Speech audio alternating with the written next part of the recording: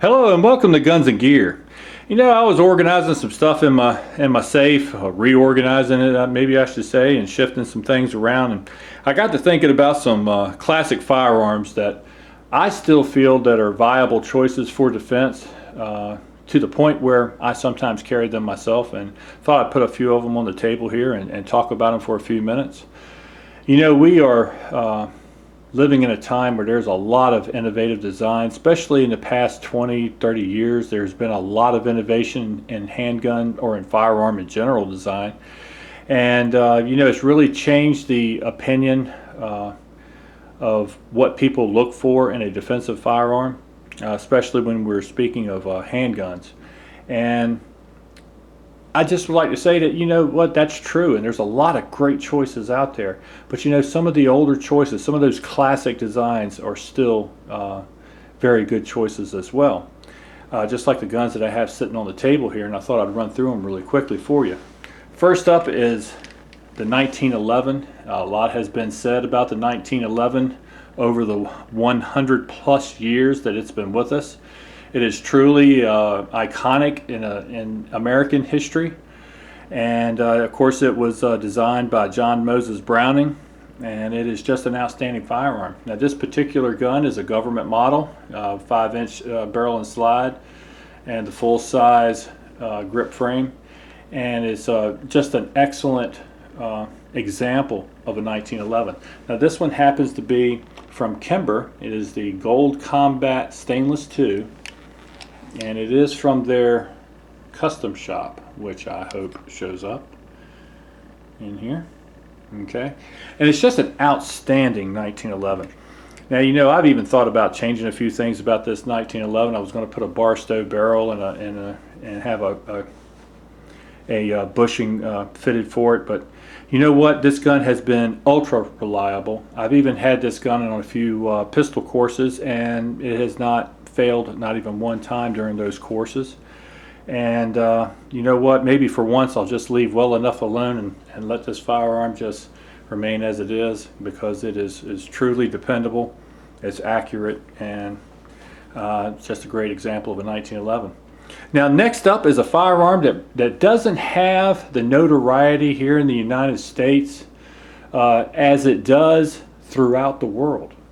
And that is the Browning High Power, which many of us in the United States may know it, but a lot of other folks may know it as the P35 or maybe the P1935, because that's when this pistol was introduced. Now this was co-designed with John Moses Browning, but he passed away before this gun was completed.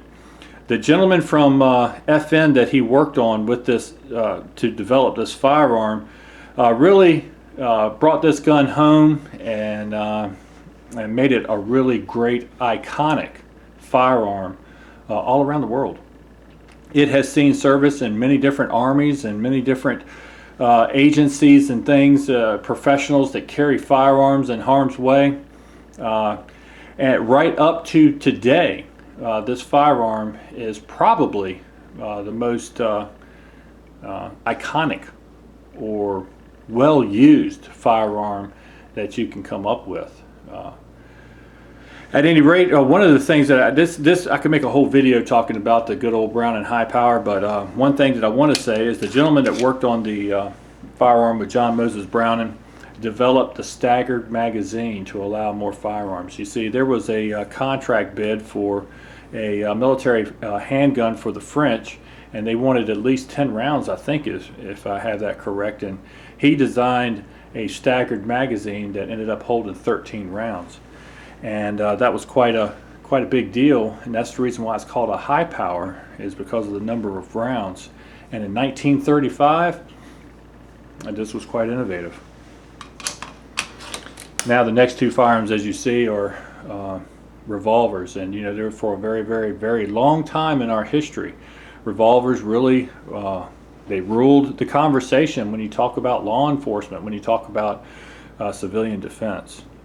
And you can really sort of break those down into like a full-size revolver and then maybe a smaller frame, shorter barrel, snub-nose type of revolver. And I've placed two on the table. This is a Smith & Wesson Model 66. It has a 3-inch barrel. It's a 357 Magnum. It's a K frame. Excuse me. And which is a medium frame for Smith & Wesson. And all in all, this back when revolvers ruled, many people considered a configuration of a revolver like this to be an ideal handgun for defense. Okay. Now, a lot of folks looked at a firearm such as this. This happens to be a good old Model 10 firearm I've had for a long time. It has a 4-inch barrel, and 4-inch barrels were much more prevalent than the 3-inch barrels.